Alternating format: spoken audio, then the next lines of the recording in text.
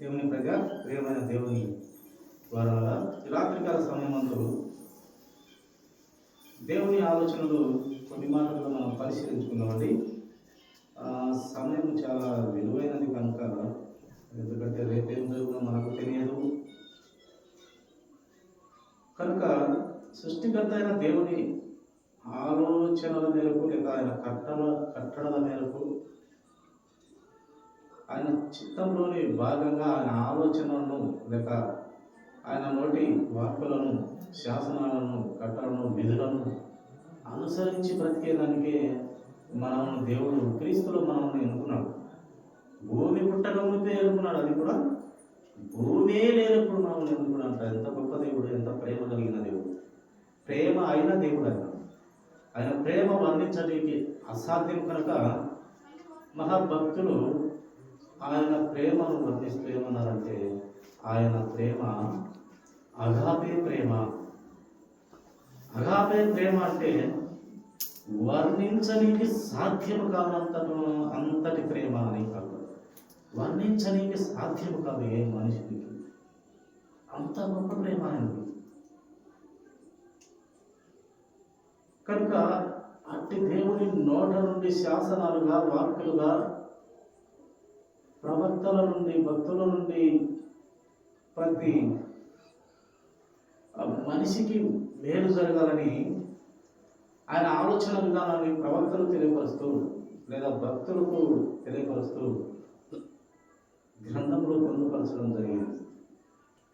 ఈ గ్రంథం కోసం ఎంతోమంది ప్రాణాలు పెట్టారు, ఎంతోమంది ఆదసాక్షులయ్యారు. ఎన్నో మాటలు ఈ గ్రంథం కాల్చివేయబడింది. సాతానుడు చాలాసార్లు గ్రంథాన్ని చక్కగా అనువదించినప్పుడు, వేరే వేరే భాషల్లో ఉన్నప్పుడు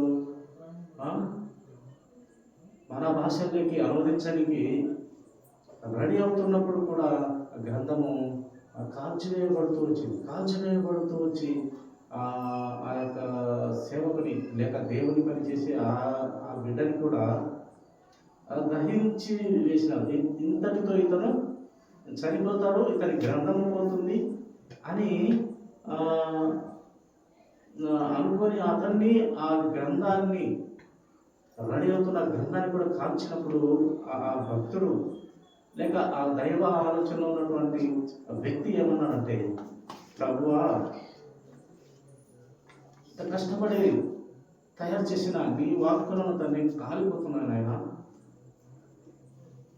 ఈ వాక్యాన్ని మళ్ళీ మీరే ప్రజల్లోకి తీసుకెళ్ళినప్పుడు ఆ అగ్నిలో ఆవుతూ పలికిన మాటలు మళ్ళీ దేవుడు అనేక మనుషుల ద్వారా వారి శ్రమలు, హింసలు, తలలు తెగిపడినాయి, రక్తాన్ని చెందించినారు. ఎంతో కష్టపడితే ఈ 66 పుస్తకంలో అయినటువంటి బైబిల్ గ్రంథము ప్రతి సాధారణ మనిషి చేతిలోకి వచ్చింది. ప్రియమైన దేవుని కృప కనుక అంత గొప్ప గ్రంథము. ఈ గ్రంథం అంటే ఆయన ప్రేమే. ఆ దేవుడు అందుకే దేవుడు యోహాను సువార్తలో 1వ అధ్యాయం 1వ వచనంలోనూ ఆది యందు వాక్యమును, వాక్యము దేవుని యొద్ద ఉండెను, ఆ దేవుడే వాక్యం నేను. అదే దేవుడు మళ్ళీ శరీరధారిగా భూమి మీదకి అడుగుపెట్టాడు అని ప్రార్థిస్తున్నాడు. వాక్యము చాలా శక్తిగలమైనది. ఎవరైనా ఓ సేవకుని మాటలు కానీ లేక ఒక సేవకురాలి మాటలు కానీ, సువార్తికుని మాటలు కానీ విని నమ్మరు, కానీ ప్రభువును విశ్వసించరు, కానీ ప్రభువులోకి రారు. కానీ కేవలం ఆయన వాక్కు లేక ఆయన మాట పనిచేస్తుంది. ఆయన మాట రక్షణనిస్తుంది, మారు మనసునిస్తుంది. మనుషులు చెప్పే మాట వల్ల అయితే కాదు. ఆయన మాట మనుషులు చెప్పినప్పటికీ పరిశుద్ధాత్మ దేవుని ప్రేరణతో చెప్తారు కనుక ఆ మాటను బట్టి మనుషులు అంగీకరించి మారు మనసు కలిగి ప్రభువును అంగీకరించడం మనము గ్రంథంలో నిజ జీవితాలలో కూడా గమనిస్తూ ఉన్నాం. చూడండి, ఇప్పుడు లేఖన భాగాలుగా తెలుగుదాము. సామెతల గ్రంథము 4వ అధ్యాయం 23వ వచనం మరొకసారి చదువుతున్నామండి. సామెతల గ్రంథము 4వ అధ్యాయం 23వ వచనం. నీ హృదయంలో నుండి జీవదారులు బయలుదేరును, కాబట్టి అన్నిటికంటే ముఖ్యముగా నీ హృదయమును భద్రము చేసుకొనుము. మన హృదయాన్ని దేవుడంట జీవధారలుగా చేయుటకు ఇచ్చాడు. జీవధారలు అయిన యేసయ్య లేక తండ్రి లేక పరిశుద్ధ ఆత్మదేవుని ఊపిరి ప్రతి మనిషి పీలుస్తూ వదులుతున్నటువంటి గాలిలో ఉంది, ప్రతి మనిషిలో. ఎందుకంటే ఆదాముకు మొట్టమొదటిగా ఆ జీవవాయువు ఊదాడు. ఆయన నుండి మనమందరము ఒక తీగలాగా, అవ్వ ఆదాము నుండి ఒక తీగలాగా మనము వచ్చింది. కనుక ప్రతి ఒక్కరి ఊపిరిలో దేవుని శ్వాస ఉంది, అంటే దేవుని ఆత్మ ఉంది. అందుకే ఈ మాటలో నీ హృదయములో నుండి జీవధారలు బయలుదేరును కాబట్టి, నీ హృదయము ఎందుకు ఇచ్చాను అంటే జీవధారలు బయలుదేరాలను. నా కుమార్తె, నా కుమారుడా, జీవధారలు నీ హృదయంలో నుంచడానికి నేను పుట్టించితిని. కనుక నీవేం చేయాలంటే, కాబట్టి అన్నిటికంటే ముఖ్యముగా నీ హృదయమును భద్రముగా కాపాడుకును. భద్రముగా కాపాడుకోవాలి మన హృదయాన్ని అని ఇక్కడ భక్తుడు చక్కగా పరిశుద్ధాత్మ పొందుకొని దేవుడే, ఆ దేవుని ఆలోచనే మనిషి రాసినాడు. ప్రియమైన దేవుని సర్వం చూడండి. అలాగే రోమా పత్రిక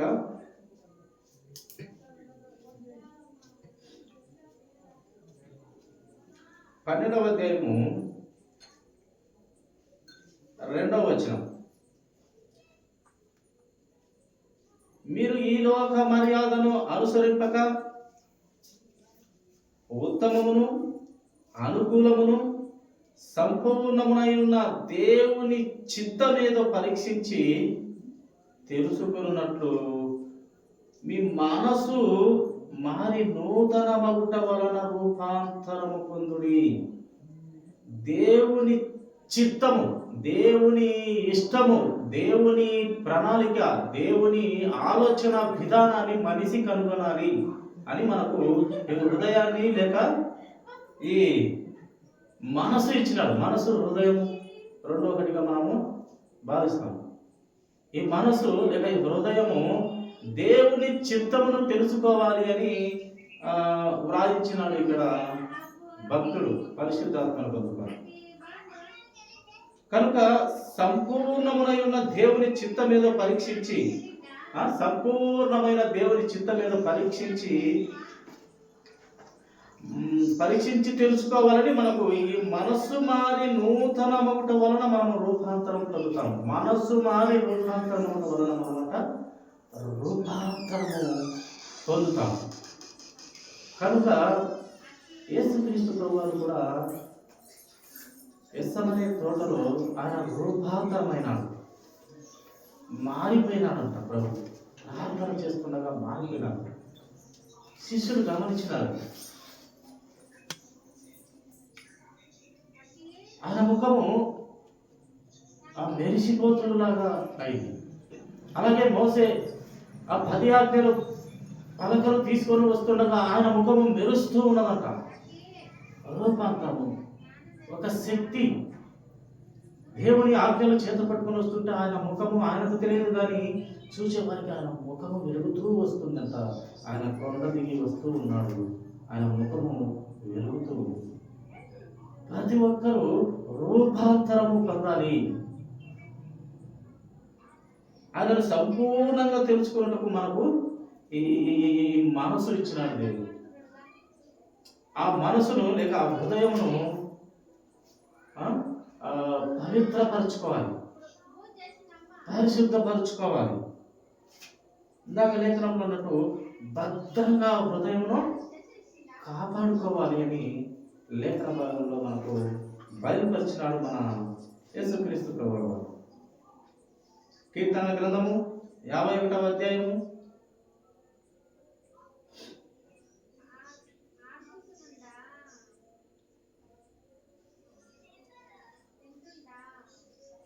10వ వచనము మాట మనము పరిశీలిద్దామండి. దేవా, నా యందు శుద్ధ హృదయము కలుగ చేయము, నా అంతరంగంలో స్థిరమైన మనసు నూతనముగా పుట్టించుము. భక్తుడు అంటున్నాడు, దేవా,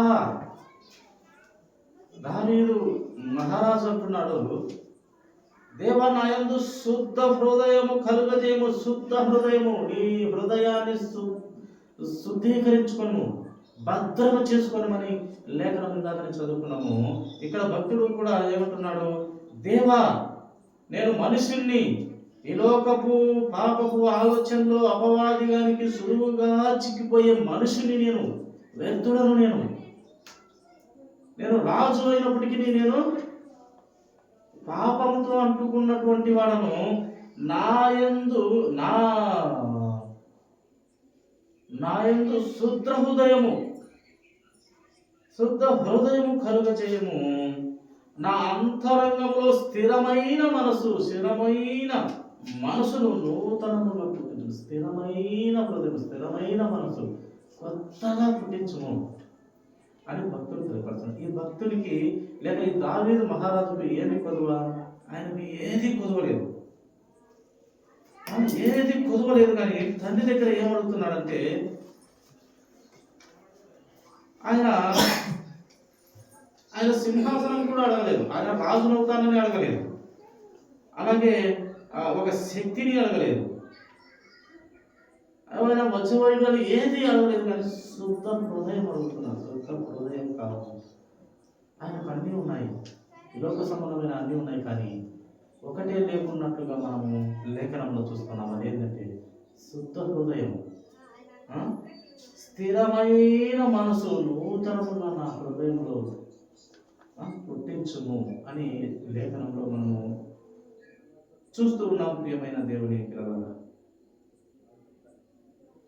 కనుక ఈ శుద్ధ హృదయము మనము భద్రముగా కాపాడుకోవాలి. ఎందుకంటే ఈ హృదయము, ఈ యొక్క మనసు, ఈ ఆలోచనలన్నీ ఇక్కడి నుంచి వస్తాయి. కనుక దీనిని ఈ లోకము వైపు, మన జీవితాలను తొట్టిల్ల చేసే జీవితం వైపు నడిపిస్తుంది ఈ లోక అపవాదికుడు. కనుక ప్రభువును మనము ప్రార్థనలో అడగాలి.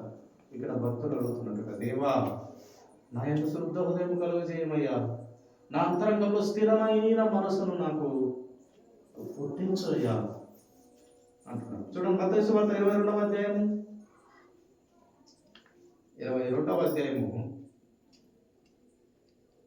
37వ వచనము మాట మనం చదువుకున్నామండి.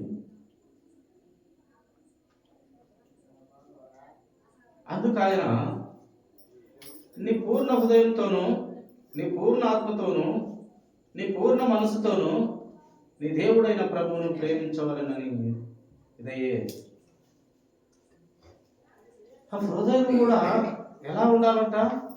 పూర్ణ హృదయము, పూర్ణ ఆత్మ, పూర్ణ మనసు అన్నీ కూడా ఒకటే. పూర్ణ మనసు, పూర్ణ ఆత్మ, పూర్ణ హృదయంతో నీ ప్రభువును, నీ సృష్టికర్తను ప్రేమించు, లేక ఆరాధించు, పూజించు, కొనియాడు, ఆయన చిత్తములో బ్రతుకు అని లేఖన భాగం మనము గమనిస్తూ ఉన్నాం. కనుక ప్రియమైన సహోదరుడా, ప్రియమైన దేవుని ప్రజ, దేవుని వారులారా, లేఖనాలను మనము నిజంగా వజ్రం కంటే అమూల్యమైనవి లేఖన భాగాలు. ఆయన రక్షణ మనకు ఎన్ని కోట్లు ఇచ్చినా కూడా దొరకనటువంటి రక్షణ అది ఈ లోకంలో అయితే పనికిరాదని అనుకుంటాం, కానీ ఇక్కడ సంపాదించుకుంటేనే అక్కడ పనికి వస్తుంది. ఇక్కడే మనకు మారు మనసు, పాప క్షమాపణ, రక్షణ లేకుంటే అక్కడ మనకు లేదు. ఇక్కడ సంపాదించుకోవాలి, ఈ లోకంలోనే సంపాదించుకోవాలి. మారు మనసు, పాప క్షమాపణ నిమిత్తము బాప్తిసము, తర్వాత పరిశుద్ధ ఆత్మదేవుని వరం మనకు, పరిశుద్ధ ఆత్మదేవుడు మనకు వరంగా వస్తాడు. నువ్వు పొరపాటు చేసినప్పుడల్లా ఆయన గద్దిస్తాడు, హెచ్చరిస్తాడు, బుద్ధి చెప్తాడు, శ్రమలు పెడతాడు, విప్పులు పెడతాడు, ఇబ్బందులు పెడతాడు, ఎన్నో రకాలుగా నిన్ను చెప్తాడు, మళ్ళీ మంచి దారిలోకి రమ్మని. కనుక పూర్ణ హృదయంతో, పూర్ణాత్మతో, పూర్ణ మనసుతో మన ప్రభు అయిన క్రీస్తును ఆరాధించాలి, పూజించాలి, కొనియాడాలి.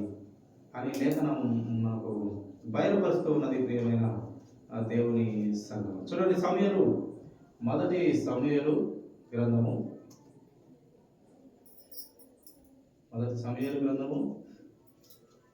16వ అధ్యాయము 7వ వచనము చూస్తామండి. అయితే యెహోవా సమూయేలుతో ఈలాగు సెలవిచ్చాడు, అతని రూపమును అతని ఎత్తును లక్ష్య పెట్టకము, మనుషులు లక్ష్య పెట్టు వాటిని యెహోవా లక్ష్య పెట్టడు. నేను అతని త్రోసివేసి ఉన్నాను. మనుషులు పై రూపమును లక్ష్య పెట్టుదురు గాని యెహోవా హృదయమును లక్ష్య పెట్టును. ఇది దావీదు గురించి, దావీదును అభిషేకం చేయాలని సమూయేలును ఆ యొక్క కుటుంబం కాడికి పంపినప్పుడు ఆ సందర్భంలో ఉన్నటువంటి మాట. ప్రియమైన దేవుడు, నువ్వు బలవంతుడని చూడకు, పొట్టివాడని చూడకు. నేను పై రూపాన్ని నలుప తెలుప ఎరుప గుండె గూనె అది చూడను, హృదయాన్ని చూస్తాను. నేను ఆకారం ఎలాగన్నా ఉన్నాయి, కలరు ఏ విధంగా ఉన్నాయి, హృదయాలు ఎరిగిన దేవుడు హృదయమే చూస్తాడు. అడుగు, ఆ కుటుంబ పెద్దను అడుగు, ఇంకా ఇంతేనా నీ కుమారుడు, ఇంకా ఎవరన్నా ఉన్నారంటే వీళ్ళేనాయన బలసూరులు, యుద్ధానికి పోయేవాళ్ళు, బాగా ఆ యొక్క సౌలు రాజు దగ్గర యుద్ధంలో పాల్గొనే వ్యక్తులు వీళ్ళే, బలమైన వారు, యుద్ధం బాగా ఎరిగిన వారు, తెలిసిన వారు. ఇదిగో ఇతనని ఇంచుమించు 7 మందిని చూపించగా ప్రభు ఎవరు కాదని చెప్పండి. వారు కాదు. ఇంకా ఏమన్నా నీకు ఉన్నారయ్యా ఇంకా అంటే, ఒకడు ఉన్నాడయ్యా, వాడు ఎక్కడో అడవిలో గొర్రెలు కాసుకుంటూ ఉంటాడు, వాడు కొట్టుకుంటాడు, లేక బలంగా లేడు అని చెప్పినప్పుడు, పిలిపించినప్పుడు అతనే నేను ఎన్నుకున్నటువంటి మనుషుడు అతనే అని చెప్పడం మనము గ్రంథంలో చూస్తాం. అందుకే ఆ మాటను బట్టి యెహోవా లక్ష్య పెట్టడు.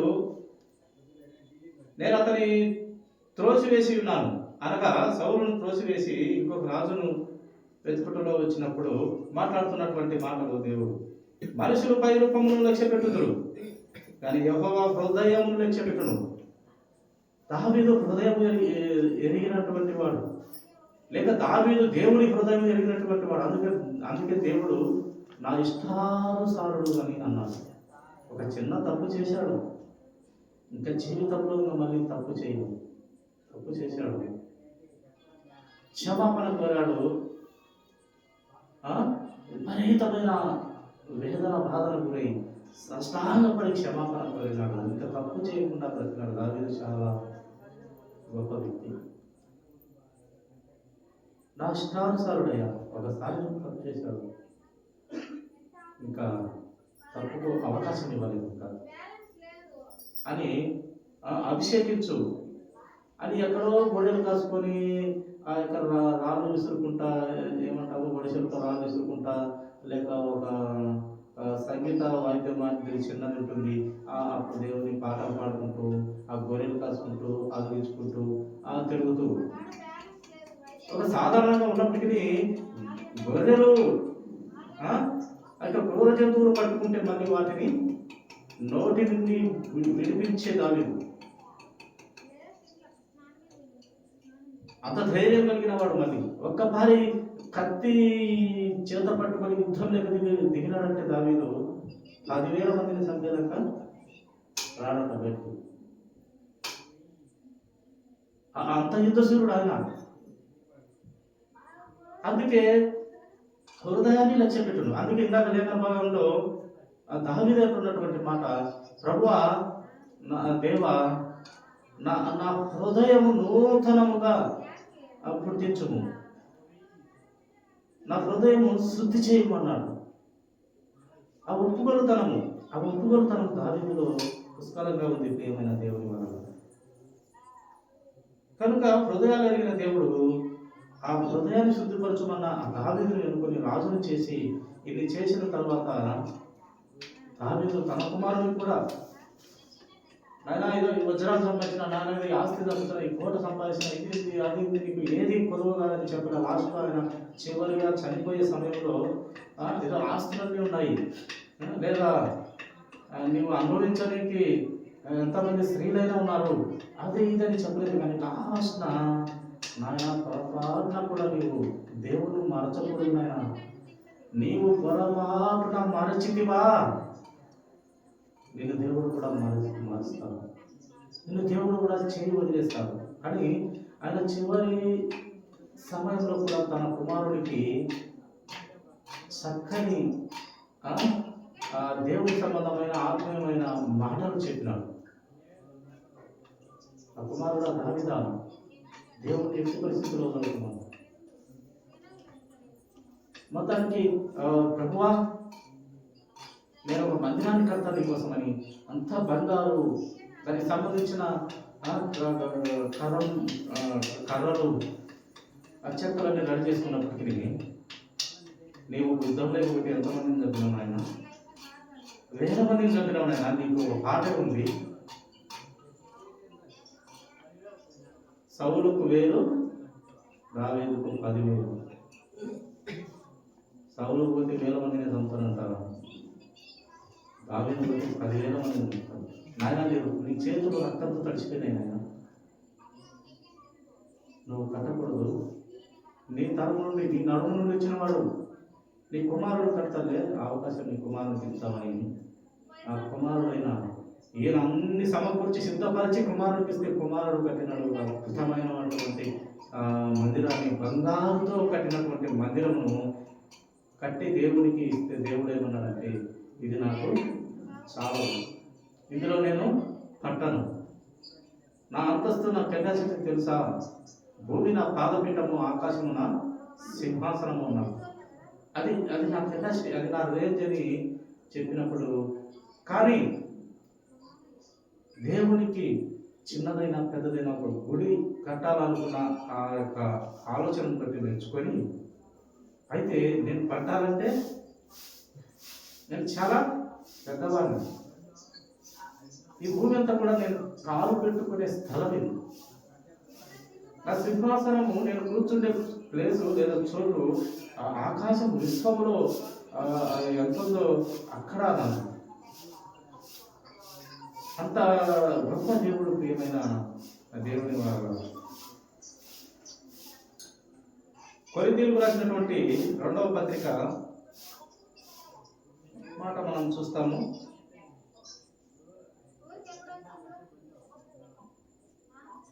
కొరింథీయులకు రాసిన 2వ పత్రిక 10వ అధ్యాయము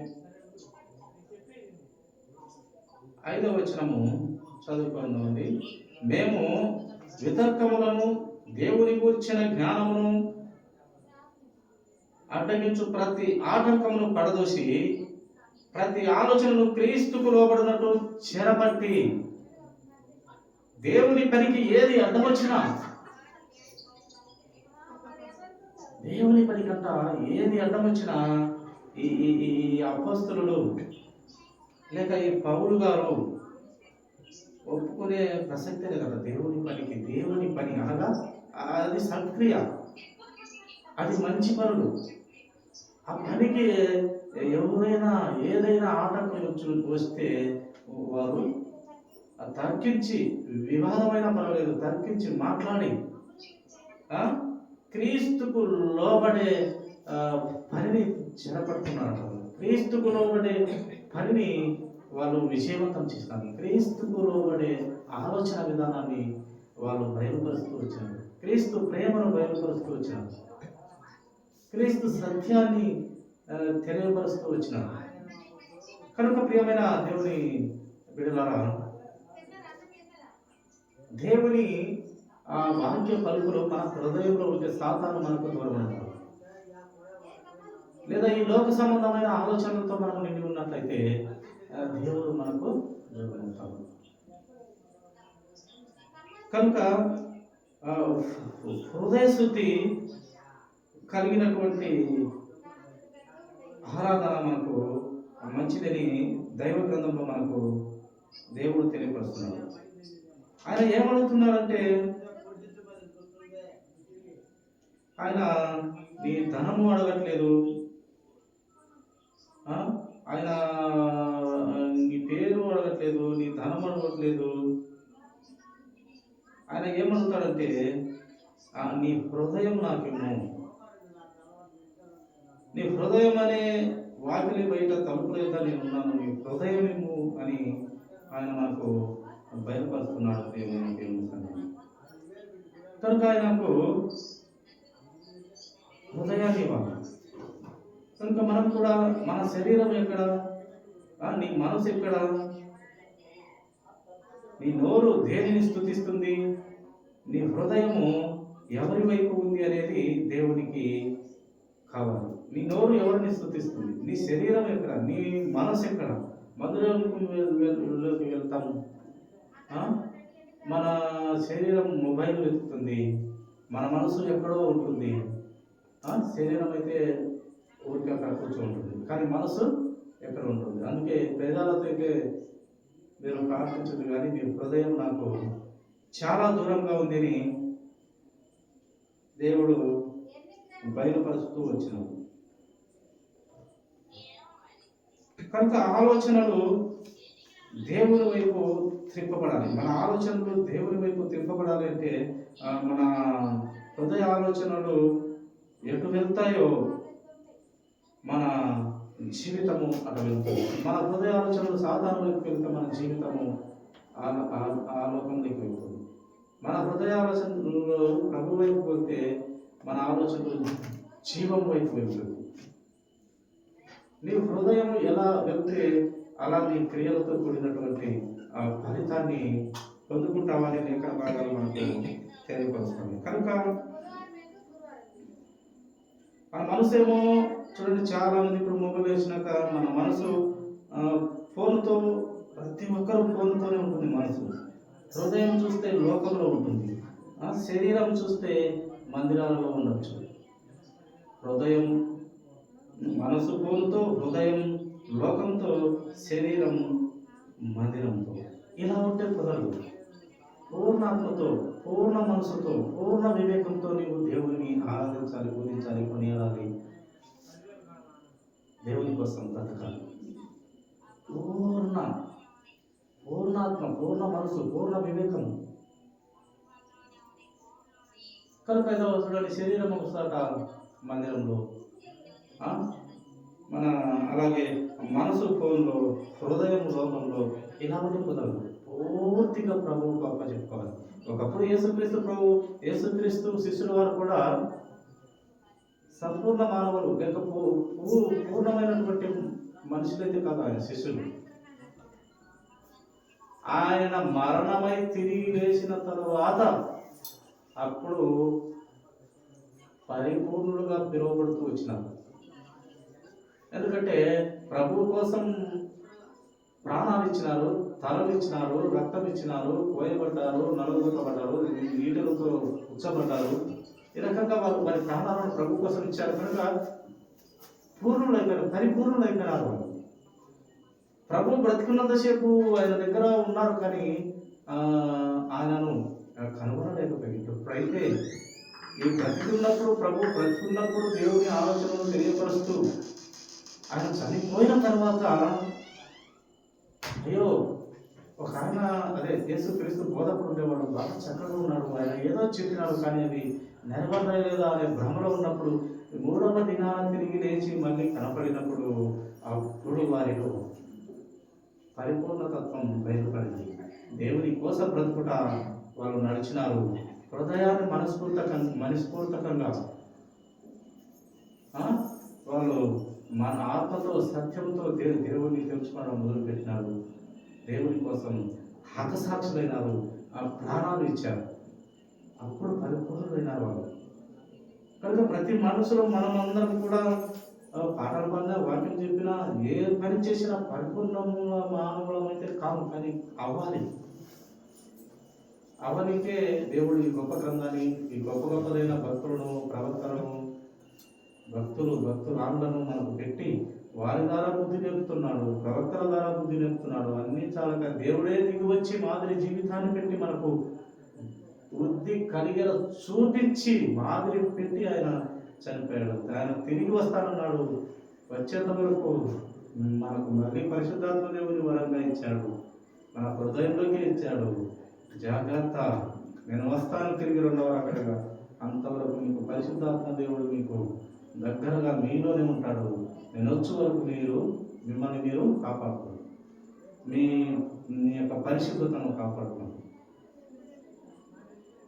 మీ జీవితాన్ని చివరి వరకు కాపాడుకోండి అని ప్రభు చెప్పి వెళ్ళాడు. కనుక వాక్యాలతో, దేవుని వాక్కులైన మాటలతో మన జీవితాలను సరిచేసుకున్నాము. క్రమమైన జీవితంలో సత్యమైన మార్గంలో నడుచుటకు పరిశుద్ధాత్మ దేవుడు అందరికీ తోడుగా ఉండను గాక. ఈ కొద్ది మాటలు దేవుడు దీవించును గాక. తల వచ్చినట్లయితే చిన్న ప్రార్థనతో గురించుకున్నాం. పరిశుద్ధుల తండ్రి స్తోత్రాలైన కృప